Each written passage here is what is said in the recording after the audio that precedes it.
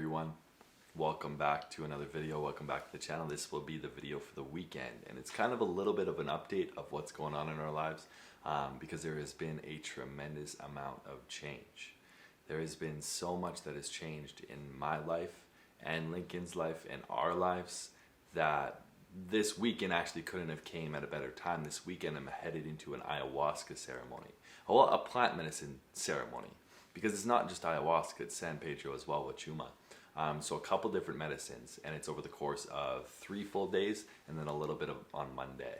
And like this couldn't have came at a better time because of all the change that has occurred in my life.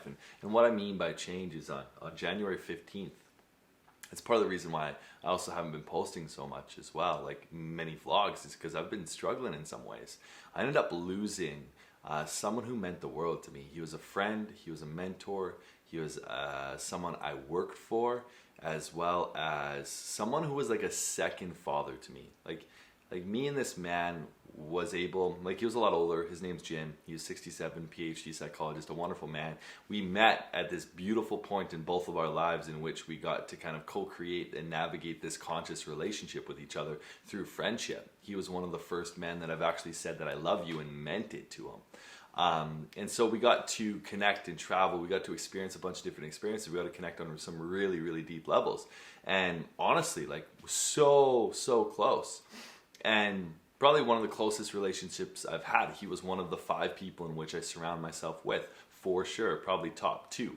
And he passed away on January 15th due to cancer.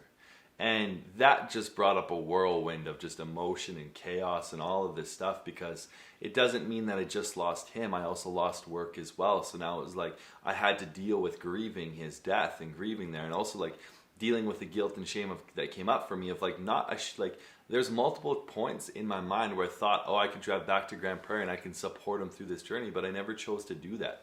And so I got to sit with the guilt and shame of not doing that, while also remembering that it wasn't about me, that it's about him, that I get to honor and celebrate his life, and I get to be grateful for the impact and the blessings and the huge, tremendous impact that he's had in my life. I wouldn't be here if it wasn't for that man. I literally wouldn't be here.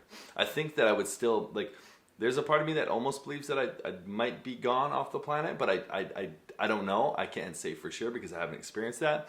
But he was the man who came into my life, who helped show me how bad my relationship with my ex, Lincoln's mother, was.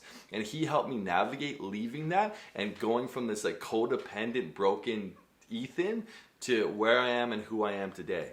And so he had a tremendous impact. And so like grieving that loss, like there's been times in which I've been angry, there's times in which I've been crying, and there's times in which I'm lost and I don't know what to do with myself. Like it literally feels, I haven't lost my dad yet. And it, like, cause I will eventually at some point lose him.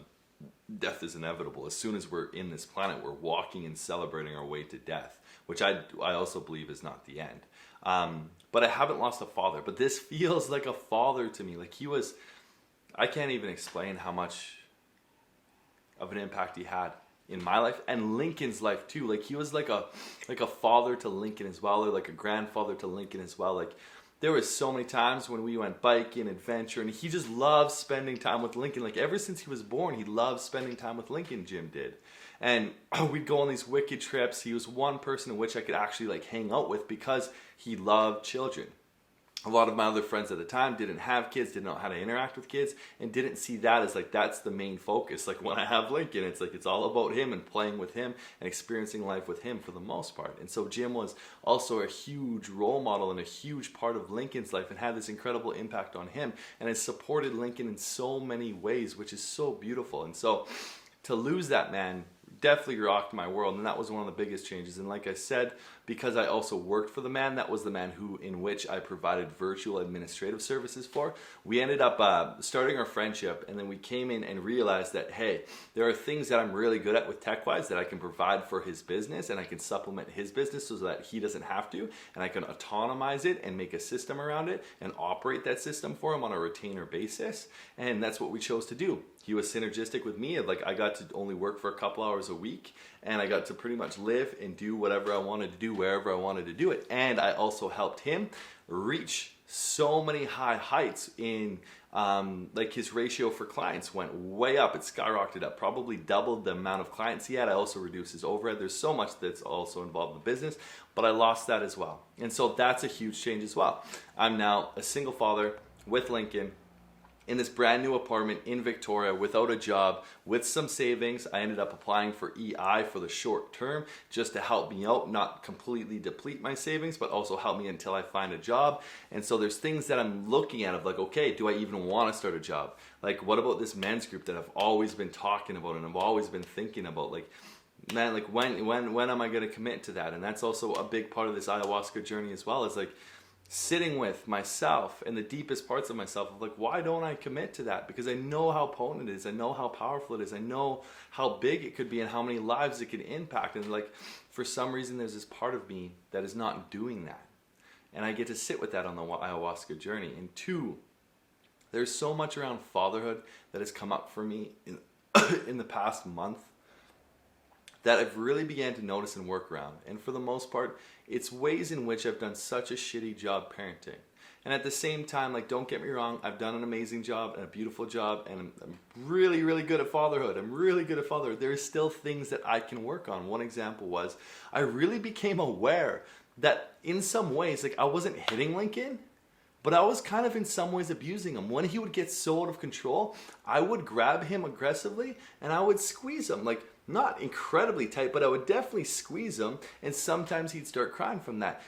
And what I found was that I was doing it because I knew that the pain of like the squeeze and the grab would hurt him enough to stop crying and get in line, which is fear, it's coercion, it's manipulation for childhood. And so like everything I've taught, I've been going against this whole time, and I've only become aware of it in the last month, and I've just been crying and grieving that too, of like, wow, dude, like, you've been showing up this way for Lincoln for the past year.